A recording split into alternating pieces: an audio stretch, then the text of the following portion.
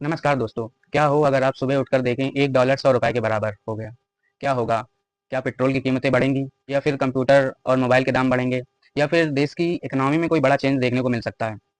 तो वीडियो के अंत तक बने रहिएगा। मैं इस वीडियो के माध्यम से आपको बताऊंगा कि कौन से सेक्टर में सबसे ज़्यादा फायदा होने वाला है और कौन से सेक्टर में सबसे ज़्यादा नुकसान होने वाला है। सबसे पहले आपको यह जानना पड़ेगा कि डॉलर और रुपये का एक्सचेंज रेट क्या होता है। मान लीजिए $1 85 का है और मान लीजिए आपको $1 खरीदना है तो आपको $85 देने पड़ेंगे। और वही $1 बढ़कर अगर $100 के बराबर हो गया तो अब आपको $100 देने पड़ रहे हैं, यानी ₹15 ज़्यादा देने पड़ रहे हैं।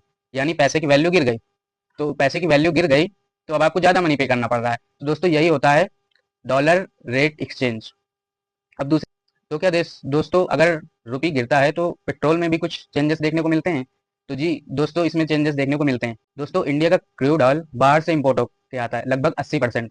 जब क्रूड ऑयल इंपोर्ट होके आता है तो क्रूड ऑयल की पेमेंट डॉलर में होती है, तो आपको डॉलर चुकाना पड़ेगा। अब वही डॉलर से जब इंडिया में आएगा तो उसी से पेट्रोल ट्रांसपोर्ट का खर्चा होगा और वही पेट्रोल आपके गाड़ियों में जाएगा। तो पेट्रोल जब महंगा होगा तो पेट्रोल से ट्रांसपोर्टेशन महंगा हो जाएगा। फिर आपकी जो रोजमर्रा की चीजें, दूध हो गई, राशन हो गए, वो सब भी महंगे हो जाएंगे।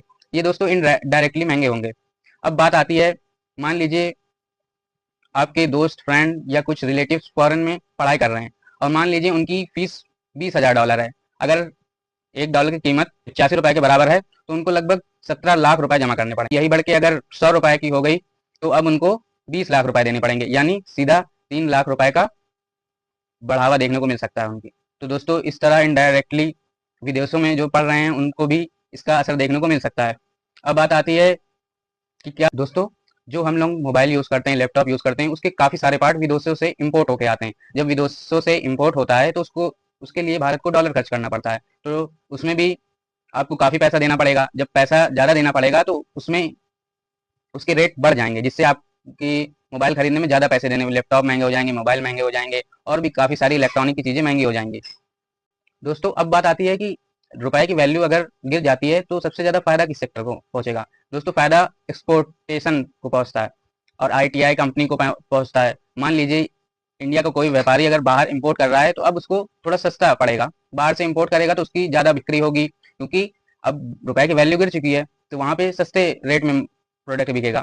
तो इससे व्यापारियों को फायदा होगा और आईटीआई कंपनी को भी दोस्तों इससे फायदा होगा। लेकिन अगर रुपए की वैल्यू गिरती है तो घाटा भी होता है, क्योंकि अधिकतर चीज़ें इंडिया इंपोर्ट करता है। तो काफ़ी सारी, जैसे मेडिसिन हो गई, इलेक्ट्रॉनिक पार्ट्स हो गए और भी कई काफ़ी सारी चीज़ें इंडिया बाहर से इंपोर्ट करता है, तो उसके लिए उसको डॉलर खर्च करना पड़ता है, जिससे इनडायरेक्टली गरीब आदमी को फर्क पड़ता है।